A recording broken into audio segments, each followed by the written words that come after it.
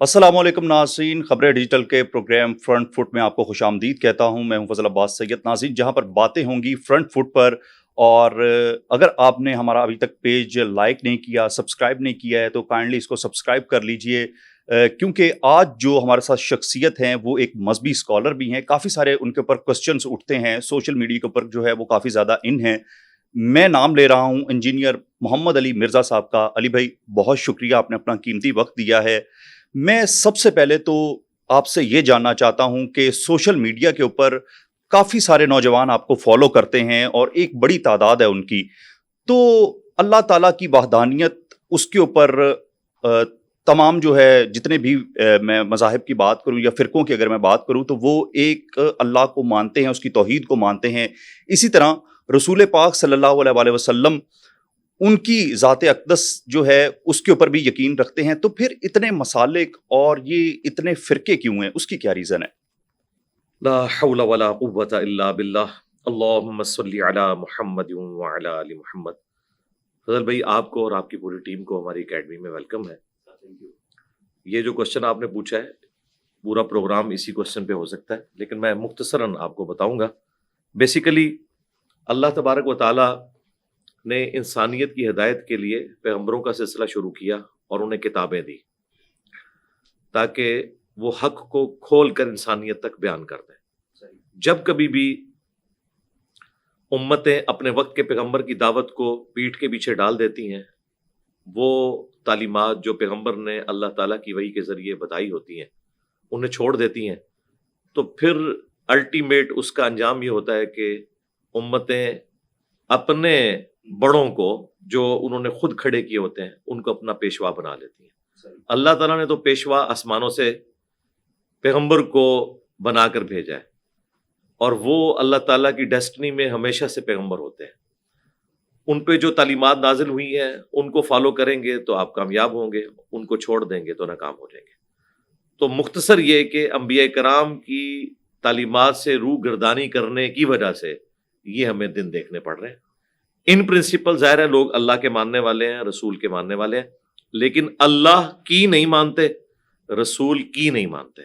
वो अपने जो फिरकावाराना अकायद और नज़रियात सदियों से उनके चल रहे हैं, जो वक्त के साथ साथ पैगंबर से दूरी की वजह से आए, उन्हीं को वो लेके चल रहे हैं। इसकी वजह से गुमराह हो चुकी है अक्सरियत। दीन तो उस वक्त भी था जब रसूल पाक सल्लल्लाहु अलैहि वसल्लम नबी, बतौर नबी जो है वो हमारे अंदर मौजूद थे। तो क्या आप समझते हैं कि वो कौन लोग थे जिन्होंने ये इस तरह की हरकत की कि ये मुसलमान इतना मजबूर हो गया कि वो तफरके की तरफ चला गया? लोग खुद, हम मुसलमान ही थे, सुस्ती का शिकार हुए। देखें, हजरत नूह अलैहिस्सलाम को जब अल्लाह ताला ने पैगंबर बनाकर भेजा, उनकी कौम बुतों की परस्तिश करती थी।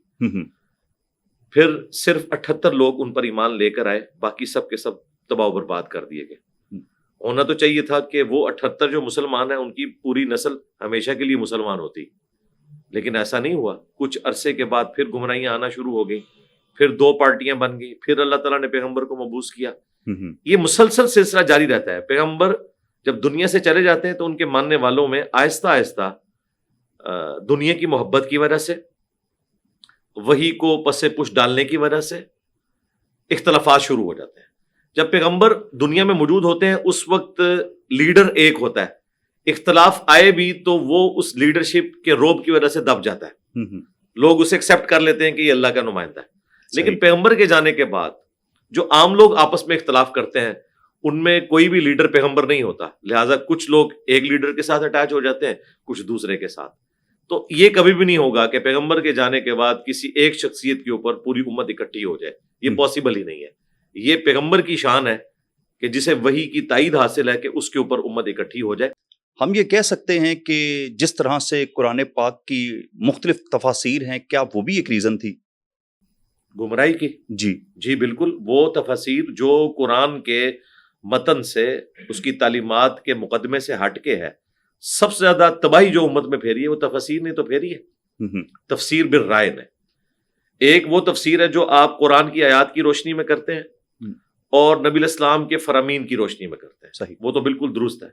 लेकिन जो इससे हट के जो मजमून कुरान और हदीस में बयान ही नहीं हुआ, आप जानबूझ के اسے داخل کرنے کی کوشش کرتے ہیں. مثال کے طور پر توحید کا مسئلہ چونکہ سینسٹیو ہے، میں آپ کے پلیٹ فارم سے یہ چاہوں گا یہ بات امت تک پہنچے کہ مسلمان جو ہر نماز کی ہر رکعت میں پڑھتا ہے ایاک نعبد و ایاک نستعین، بالکل اے اللہ عبادت بھی ہم صرف تیری کریں گے اور دعا بھی تجھی سے مانگیں گے. نستعین کا مطلب دعا ہے یہاں پہ، مدد.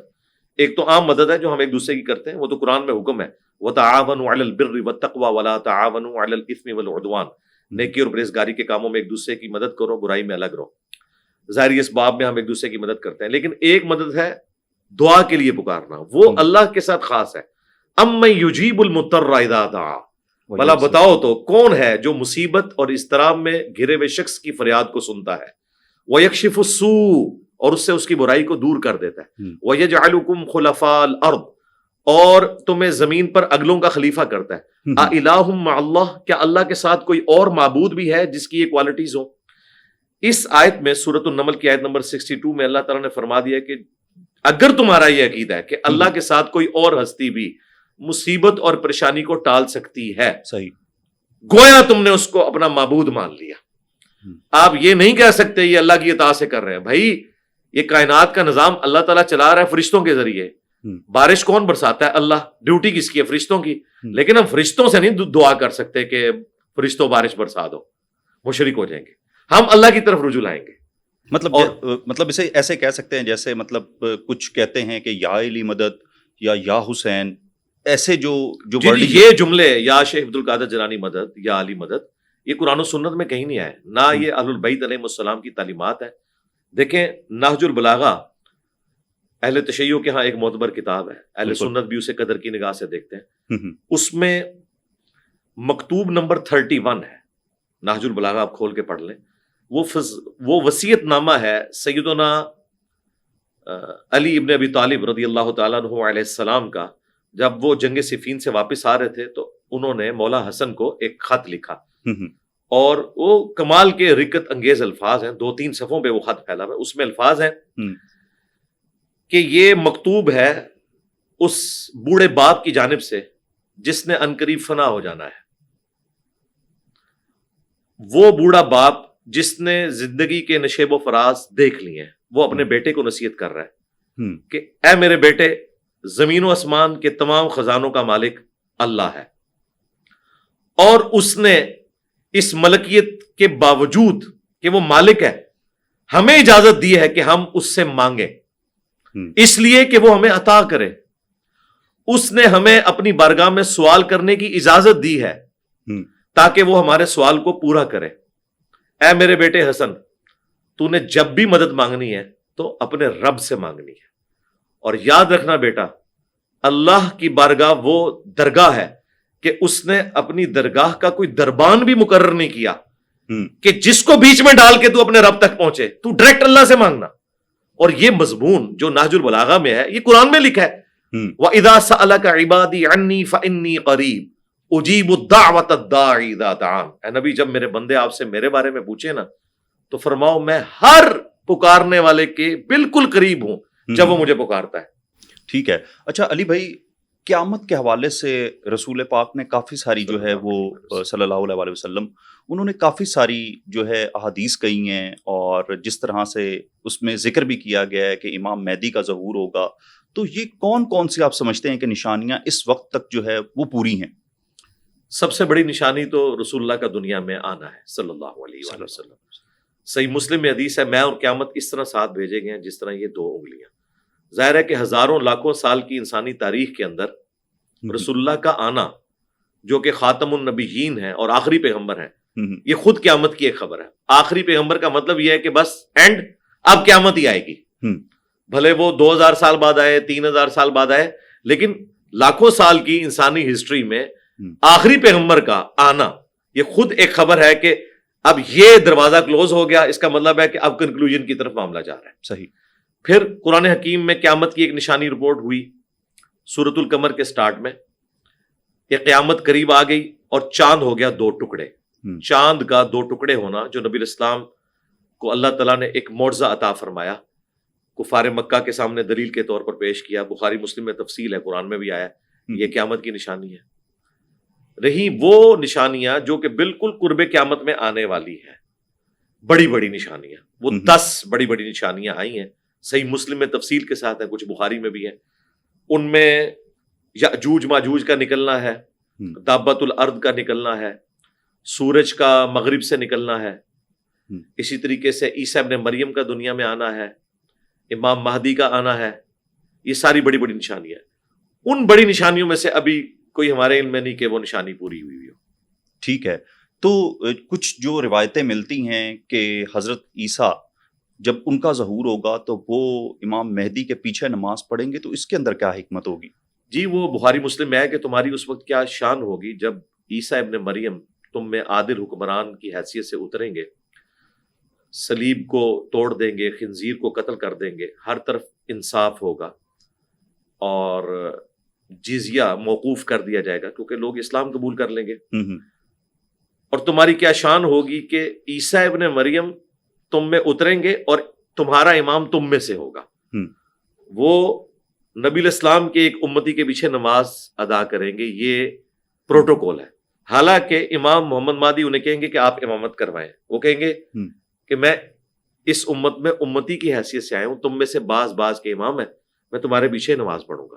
تو عیسیٰ ابن مریم کا امام مہدی کے پیچھے نماز پڑھنا اس چیز کی دلیل ہے کہ عیسیٰ ابن مریم اس امت میں امتی کی حیثیت سے آ رہے ہیں، نہ کہ نبی کی حیثیت سے. رہا ان کا جو نبوت والا معاملہ، وہ ختم نہیں ہوا، وہ تو پہلے سے ہی نبی ہے. عیسیٰ ابن مریم امتی نبی نہیں ہے، نبی ہے جو امتی بن کے آئے. کیونکہ اسی کی وجہ سے قادیانیوں نے ایک غلط رزلٹ نکالا اور انہوں نے ایک دجال کے بارے میں جھوٹی نبوت کلیم کر دی. وہ کہتے ہیں بھئی بنی اسرائیل سے تم نے ایک ادھارا پیغمبر لیا ہوا ہے تو اپنا کیوں نہیں ایک لیتے؟ یہ بھی امتی نبی ہے. تم رسول اللہ کے بعد امتی نبی عیسیٰ ابن مریم کو مان رہے ہو تو نبوت پہ کوئی فرق نہیں آ رہا، ختم نبوت اپنی جگہ موجود ہے. تو اگر ہم غلام احمد قادیانی کو دجال کو نبی مان لیں امتی تو کیا فرق آئے گا؟ تو وہ ہم بتاتے ہیں کہ غلام احمد قادیانی تو اس امت میں پیدا ہوا نا، جبکہ ختم نبوت ہو چکی. عیسیٰ ابن مریم تو پہلے سے ہی پیغمبر تھے. اللہ نے انہیں آسمانوں پہ زندہ اٹھایا، دنیا میں دوبارہ آئیں گے. دوبارہ جب آئیں گے وہ امتی کی حیثیت سے آئیں گے. پیغمبر وہ پہلے سے ہوں گے، وہ امتی نبی نہیں ہے. صحیح، نبی امتی ہے. اچھا، جس طرح سے حضرت عیسیٰ کے بارے میں آپ کے اپنے ہی ایک پروگرام میں آپ نے بتایا کہ وہ 5ویں آسمان پر ہیں، تو امام مہدی جو ہے وہ ان کی جو غیبت ہوئی ہے اس کے حوالے سے کیا حقیقت ہے؟ اہل سنت کے ہاں تو انہوں نے ابھی پیدا ہونا ہے. جی اہل تشیع کا موقف ہے کہ وہ غیابت میں ہے، پردے میں ہے، اور چند بڑے بڑے علماء کی ہی ان سے ملاقات ہوتی ہے. لیکن پریکٹیکلی اہل تشیع کو بھی اپنے جتنے جدید مسائل ہیں ان کے لیے علماء کی طرف رجوع کرنا پڑتا ہے. آج تک کسی شیعہ عالم نے نہیں کہا کہ یہ میں مسئلہ امام مہدی سے پوچھ کے بتاتا ہوں. اچھا، تراویح کے حوالے سے علی بھائی بتائیے گا کہ رسول پاک صلی اللہ علیہ وآلہ وسلم نے اپنی زندگی میں کب پڑھائی، کتنی دفعہ پڑھائی، اور یہ پھر کیسے چلتی آئی ہے؟ تراویح تو قیام اللیل ایک نفلی نماز ہے. نبی الاسلام تو روزانہ قیام اللیل کرتے تھے عشاء کی نماز کے بعد. یہ آپ کا عمومی عمل تھا. آپ کا عمومی عمل بخاری مسلم میں ہے کہ 11 رکعت تھی، کبھی کبھار 13 رکعت بھی، جس میں 3 وتر ہوتے تھے اور باقی نوافل ہوتے تھے. البتہ رمضان مبارک میں امت کے لیے بھی اسے مشروع کیا گیا کہ اگر عام دنوں میں تم نفلی عبادات نہیں کر سکتے، رمضان میں قیام اللیل کرو.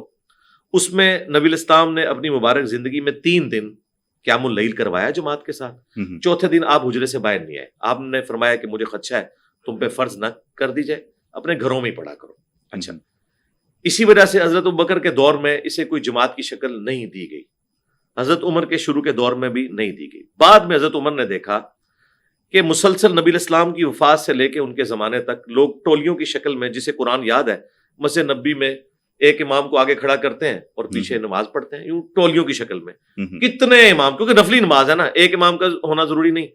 پھر انہوں نے سب کو ایک امام کے پیچھے جمع کر دیا تاکہ اتنی زیادہ تفریق نہ ہو، اور اسے کو مشروع نہیں کیا کہ یہ لازمی آپ نے جماعت سے پڑھنی ہے. بخاری کے الفاظ ہے، 2010 نمبر حدیث ہے 2010 کہ وہ وہاں سے چلے گئے یہ کہتے ہوئے کہ اس سے بہتر مرد کی نماز ہے جو رات کے آخری پہر میں اپنے گھر میں پڑھتا ہے. حضرت عمر نے بھی کوئی جماعت سے تراویح پڑھی، انہوں نے صرف فیسیلیٹیٹ کیا ہے. یہ بالکل جھوٹ ہے، اہل سنت کے ہاں مشہور ہو گیا. شیعہ بھی سنیوں کو تانا دیتے ہیں، اس کے پیچھے سنی مجرم ہے کیونکہ انہوں نے یہ پریزنٹ کیا کہ حضرت عمر نے کوئی تراویح کی جماعت شروع کروائی ہے، جماعت شروع نہیں کروائی, جماعت آلریڈی چل رہی تھی مختلف ٹولیوں کی شکل میں. انہوں نے کہا یار اتنے اماموں کی بجائے ایک کے پیچھے پڑھ لو, اور یہ فیسیلیٹیٹ کیا ہے. یہ نہیں کہا کہ ساروں نے پڑھ دیا آ کے اور یہ اسی طریقے سے جیسے 5 نمازیں ہیں, نہیں, یہ نفلی نماز ہے. کوئی جماعت سے پڑھے, کوئی گھر میں پڑھ لے, اس کی اپنی مرضی ہے, کوئی نہ پڑھے تب بھی کوئی مسئلہ نہیں. اچھا علی بھائی, جس طرح سے ابھی آپ نفلی عبادت کے حوالے سے بات کر رہے ہیں, آیا نفلی نماز پڑھ لینا بہتر ہے یا اپنی جو قضا نمازیں ہیں ان کو پڑھ لینا بہتر ہے؟ قضا نمازیں اگر تو آپ کی کئی سالوں کی پڑھی نہیں ہے تو ہمارے نزدیک تو تحقیقاً مسئلہ یہ ہے کہ توبہ کر لینا کافی ہے, ان کی قضا کرنے کی ضرورت نہیں ہے. صحیح. یہ بہت بڑا ظلم ہے. ایک شخص 50-60 سال کی عمر میں نماز شروع کرتا ہے اور آپ اسے کہیں کہ بھئی اب آپ نے پچھلی 35 سال کی نمازیں 15 سال سے لے کے ابھی تک قضا کرنی ہے, تو وہ کہے گا یار بس ٹھیک ہے میں ادھر ہی, وہ اس کے لیے سزا بن جائے. یہ تو بہت بڑا ظلم ہے. اور دوسری طرف یہی لوگ آپ کو بتاتے ہیں کہ اگر کوئی نان مسلم 100 سال کی عمر میں بھی کلمہ پڑھے گا نا تو اسے ساری نمازیں نہیں قضا کرنی ہوں گی, بس وہیں سے اس کی نمازیں شروع ہوں گی. تو بھائی اگر کوئی مسلمان سچے دل سے توبہ کر کے نماز شروع کرتا ہے بس اسی دن وہ سچا مسلمان بنا ہے. اب ساتھ ساتھ جو قضا ہو وہ کرتا جائے. قرآنی کے اوپر توبہ کافی ہے, اسے کوئی ضرورت نہیں ہے کہ وہ پورا حساب لگائے اور شروع کر دے. وہ اصل میں مسلمان ابھی ہوا ہے, کیونکہ قرآن میں واضح فتویٰ ہے وَأَقِیمُوا الصَّلَاةَ وَلَا تَکُونُوا مِنَ الْمُشْرِکِینَ, نماز قائم کرنا, دیکھنا مشرک نہ ہو جانا. اور صحیح مسلم میں حدیث ہے بندے کے کفر اور ایمان, شرک اور اسلام کے درمیان فرق کی نماز ہے. جب اس نے نماز اب شروع کر دی اب ساتھ ساتھ کرے. وہ بخاری مسلم میں حدیث ہے کہ اگر کوئی شخص سویا رہ جائے یا بھول جائے تو جیسے ہی اسے یاد آئے وہ نماز پڑھ لے, اس کے لیے اس نماز کا وقت وہی ہے.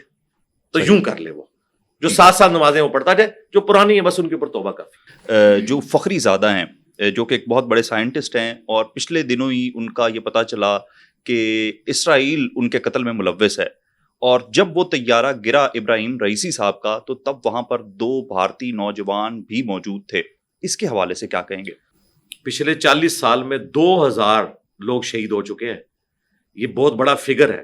اتنے جہاز پوری دنیا میں کہیں نہیں گرے جتنے ایران میں گرے ہیں. اس کی وجہ یہ ہے کہ بوئنگ اور ایئر بس, یہ 2 ہی مین کمپنی ہیں جو بناتی ہیں, ان کے پرزے نہیں ایران لے سکتا. یہ ہیلی کاپٹر جو گرا ہے یہ بھی 40 سال پرانا ہیلی کاپٹر ہے, کوئی نیا تو نہیں ہے. ان کو خریدنے ہی نہیں دیتے, فنی خرابی کی وجہ سے گرا ہے. کرائن بھی یہی بتا رہے ہیں, ان کی لاشیں بھی جس طریقے سے ملی ہیں, اگر اس کو ہٹ کیا ہوتا, گرایا ہوتا تو اس طریقے سے نہ ہوتا, وہ ملبہ کئی کلومیٹرز میں پھیلا ہوتا. میں ایئر کریش انویسٹیگیشنز آلموسٹ کوئی 15 سال سے دیکھ رہا ہوں, مجھے پورا آئیڈیا ہے. لہٰذا ایران نے بھی ایسا کوئی دعویٰ نہیں کیا, حالانکہ ایران پوری دنیا کی ہمدردیاں سمیٹ سکتا تھا. دیکھو ہمارا صدر وہ ہے جس نے فلسطین کی کاز کے لیے پوری دنیا میں دورے کیے ہیں, جس نے سعودیہ اور ایران کا اتنے عرصے سے جو کولڈ وار والا سلسلہ تھا اسے ڈیلیوٹ کرنے کی کوشش کی ہے. اتنا امپورٹنٹ بندہ تھا جس نے مستقبل میں خامنائی صاحب کی جگہ بھی سنبھالنی تھی اور سپریم لیڈر بننا تھا. ہمارا اتنا قیمتی بندہ اسرائیل نے جو ہے وہ اس کو شہید کر دیا. ہمارے خلاف بہت بڑی سازش ہوئی ہے. اس سے بڑا کوئی وکٹم کارڈ کھیلا جا سکتا تھا. اتنا سا بھی موقع ہوتا نا ایران کے پاس تو وہ کھیلتا. لیکن میں سلام کرتا ہوں ایران نے 2 نمبری نہیں کی, جھوٹ نہیں بولا, کیونکہ جھوٹ کے ساتھ اللہ کی نصرت نہیں آتی. بالکل ایسا. میں کہتا ہوں کہ ایرانی حکومت کا یہ ماننا کہ یہ حادثہ تھا, سلام ہے ان کی سچائی کو, اللہ کی غیبی مدد ان کے ساتھ آئے گی. اچھا علی بھائی, مسیح برادری کے گھروں میں آگ لگائی گئی سرگودا کے اندر, وہ واقعہ بھی آپ کی نظروں کے آگے سے گزرا ہوگا. ہمیشہ جب بھی جو ہماری مائنورٹی ہے, کمیونٹی جو ہے جو پاکستان کے اندر ہے, ان کے ساتھ اس طرح سے کیا جاتا ہے اور پھر یہ کہا جاتا ہے کہ انہوں نے مطلب نعوذ باللہ قرآن پاک کی بے حرمتی کر دی ہے. اس کے حوالے سے کیا کہیں گے؟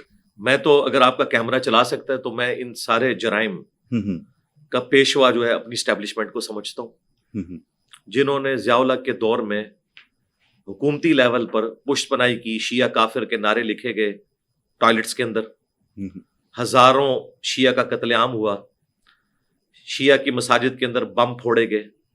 بڑا مشکل وقت تھا وہ, اور اس کے پیچھے ایران اور سعودیہ کی پراکسی وار تھی, کیونکہ 1979 میں انقلاب آیا تھا. انقلاب جب بھی آتا ہے وہ دوسرے ملکوں میں ایکسپورٹ ہوتا ہے, تو سب سے پہلے اگر ایکسپورٹ ہوتا نا کسی ملک میں تو وہ عراق تھا. تو وہاں سے صدام حسین کو ہلہ شیری دی امریکہ نے, اور اس نے ایران کے اوپر جنگ چھیڑ دی. 6-7 سال وہ جاری رہی, لاکھوں لوگ اس میں شہید ہوئے دونوں طرف سے. اور ادھر سے پاکستان میں پراکسی وار, ایک خاص فرقے کو اٹھایا شیعہ کے مقابلے پہ اور قتل و غارت شروع کروا دیا. اس فتنے سے نجات حاصل ہوئی تو پھر ایک اور ڈکٹیٹر مشرف کی شکل میں آ گیا اور اس نے آ کے قبلہ بالکل ڈیفرنٹ کر دیا. وہ جو پالتو تھے انہیں دہشت گرد کہنا شروع کر دیا, دوسری ایکسٹریم پہ چلے گئے, اور یوں یہ سارا سلسلہ چلتا رہا. عمران خان صاحب کا عدت میں نکاح کے حوالے سے جو ہے وہ ذرا تھوڑی سی روشنی ڈالیے گا, جو اس وقت بھی ابھی مسئلہ چل رہا ہے. وہ جو عدت میں نکاح والا معاملہ ہے نا جی, وہ تو سب جوڈیسی ہے. آپ مجھ سے ان پرنسپل پوچھ سکتے ہیں کہ عدت میں نکاح ہوتا ہے یا نہیں ہوتا. جی جی بالکل نہیں ہوتا جی, سیدھی سی بات ہے. باقی انہوں نے عدت میں کیا نہیں کیا اس کا تعلق عدلیہ کے ساتھ ہے, اس میں ہمارا کوئی لینا دینا نہیں, سیدھی سی بات ہے.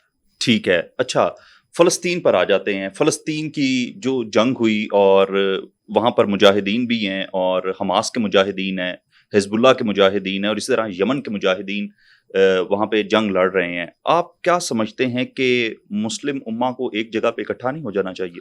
جی ایک جگہ پہ اکٹھی ہے امت, وہاں پہ سارے اکٹھے ہیں. حزب اللہ اگر شیعہ کی جماعت ہے تو حماس جو ہے وہ اہل الحدیث کی جماعت ہے. ٹھیک ہے, وہاں بھی اسکول آف تھاٹ سے تعلق رکھتے ہیں نا, وہ جماعت اسلامی کا آف شوٹ کہہ لیں یا کوئی اس طرح, تو وہاں پہ تو سارے متفق ہیں. حماس کے دفاتر کے اندر امام خمینی کی تصویر بھی لگی ہوتی ہے. یہ سارے فسادات یہاں پہ ہیں, جہاں پٹائی ہو رہی ہے نا وہاں ہم سارے ایک ہیں. بالکل ایسے ہے. اچھا, لاسٹ میں آپ سے جو ہے پوچھنا چاہوں گا, تابوت سکینہ اس کے حوالے سے کیوں اتنا امپورٹنٹ ہے؟ اب تو اس کی کوئی امپورٹنس نہیں ہے, یہودیوں کے نزدیک ہو سکتی ہے, ہمارے نزدیک تو تابوت سکینہ اگر نکل بھی آئے, قرآن میں آئے کہ اس میں حضرت موسیٰ علیہ السلام اور ہارون علیہ السلام کے تبرکات ہیں. آسا موسیٰ علیہ السلام کا, موسیٰ علیہ السلام کی نالین جوتیاں, ان کا کرتا مبارک, اس میں سے کچھ نہیں نکل سکتا اس وقت. اس کی وجہ یہ ہے کہ یہ آسا موسیٰ علیہ السلام کے ہاتھ میں تو پھینکنے پر اژدہا باندھ سکتا تھا, اور اس لاٹھی کو سمندر پہ مارا جائے تو اس میں راستہ نکل سکتا تھا. آج اگر وہ لاٹھی نکل بھی آئے, آپ خواہ وہ امام کعبہ کے ہاتھ میں دے دیں یا ویٹیکن سٹی کے پاپ کے ہاتھ میں دے دیں, خواہ کسی ربائی کے ہاتھ میں دے دیں, یروشلم کے, تینوں ہی مانتے ہیں نا موسیٰ علیہ السلام کو تو, بالکل, اور اسے کہیں یہ لو لاٹھی اور دنیا کو ہانکو, کچھ بھی نہیں کر سکتا. نہ کوئی اس کی وجہ سے سمندر میں راستہ بنا سکتا ہے, نہ اس کا کوئی اژدہا بنا سکتا ہے. ان کے نزدیک ایک تبرک کی حد تک ہے ان کی امپورٹنس. وہی سمجھتے ہیں جب تابوت سکینہ ہمیں ملے گا اور یہ ہم ریٹریو کر لیں گے, تیسرا ٹیمپل ہم بنا لیں گے, تو پھر ان کا جو مسایہ ہے اس نے آ جانا ہے. حالانکہ وہ مسایہ آ کے جا چکا ہے, جیسس کرائسٹ. اس کو انہوں نے گالیاں دی, ان کو انہوں نے برے برے القابات سے نوازا. اب جب اینٹی کرائسٹ آئے گا, مسیح الدجال اسے کہا گیا, جھوٹا مسیح, اس کو یہ کرائسٹ مان لیں گے اور گمراہ ہوں گے. پھر عیسیٰ ابن مریم کے ذریعے اللہ تعالیٰ عذاب کی آخری قسط ان یہودیوں پہ بھیجے گا. ٹھیک ہے علی بھائی, لاسٹ میں کوئی میسج اگر آپ دینا چاہیں پاکستانی عوام کو. پاکستانی عوام کو ہم ہمیشہ ایک ہی میسج دیتے ہیں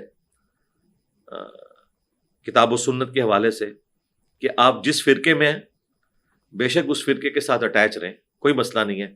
بس ایک دفعہ ری وزٹ کریں کہ آپ کے فرقے کا مولوی یا آپ کے فرقے کے بڑے جو آپ کو عقائد و نظریات بتا رہے ہیں کہیں لکھے بھی ہوئے ہیں کہ نہیں. ایسا نہ ہو کہ آپ کو قرآن اور اہل البیت کے نام پر دھوکہ دیا جا رہا ہو, قرآن اور سنت کے نام پر دھوکہ دیا جا رہا ہو, اور آپ قرآن پڑھیں اس میں وہ عقیدے ہی نہ ہو جو انہوں نے اپنے بزرگوں سے لے کے آپ کے متھے مارے ہوئے ہیں. تو بہتر یہ ہے کہ قرآن کو ترجمے سے پڑھیں اور اپنے عقائد کو الائن کرنے کی کوشش کریں قرآن کے تراجم کے ساتھ. رہی قرآن کی جو تفسیر لکھی ہوئی ہے, جو اکثر اوقات بالکل اس کے الٹ لکھی ہوئی ہے, اسے صرف نظر کریں. قرآن کا ترجمہ پہلی دفعہ جو ایک نان مسلم انگریزی میں ترجمہ پڑھ کے اس کا مطلب لیتا ہے نا, وہ اصل مطلب ہے اس کا, کیونکہ اس کے ذہن میں کوئی فرقہ نہیں ہے.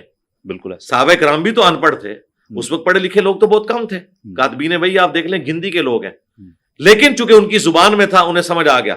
آج بھی انگلش میں یا اردو میں جو ترجمہ علماء نے کیا ہے, میں نے نہیں کر کے دیا ہوا, آپ وہ ترجمہ پڑھیں, جو آپ اس کو پہلی دفعہ پڑھ کے سمجھ رہے ہیں بس وہی اس کا مطلب ہے, کیونکہ اللہ تعالیٰ نے اس کتاب کو بڑا واضح کر کے نازل کیا. آپ اپنے نظریات کو درست کر لیں, اور اس کے بعد باقی فرقوں کے لیے اختلاف کا جذبہ ضرور رکھیں, مخالفت نہ رکھیں, نمازیں سب کے پیچھے پڑھیں, چندے سب کو دیں, نفرت نہ کریں, علمی اختلاف رکھیں. ٹھیک ہے, بہت شکریہ علی بھائی, آپ نے اپنا قیمتی وقت دیا. ناظرین, آج کے پوڈ کاسٹ سے فی الوقت اتنا ہی. انشاءاللہ نئے کنٹینٹ کے ساتھ آپ کی خدمت میں حاضر ہوں گا. اجازت دیجیے, اللہ حافظ.